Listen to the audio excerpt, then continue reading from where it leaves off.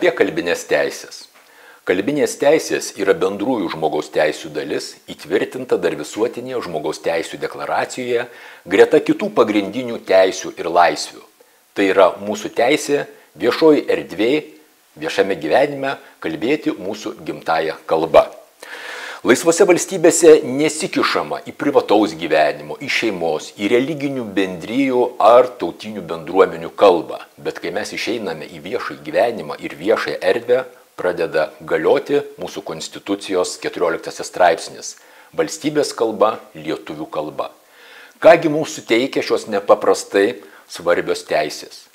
Ligonis, gulintis ligoninėje ar einantis pas gydytoją, turi teisę bendrauti lietuvių kalba ir gauti lietuvių kalba visą reikalingą informaciją.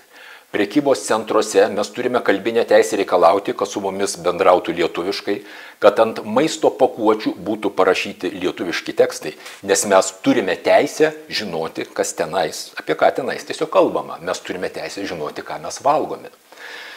Lietuviškai mus turi aptarnauti bankuose, draudimo įstaigose, savivaldybėse, kur mes tik tai beitumėm viešajame gyvenime. Ir tai yra taip pat kalbinės teisės.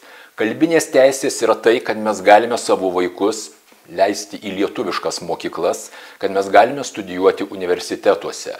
Šitas teisės mes turėjom ne visada. O dabar, kad ir važiuodami per Lietuvą, mes matome lietuviškus pavadinimus, lietuviškus topografinius užrašus, rodykles. Tai irgi mūsų kalbinė teisių dalis.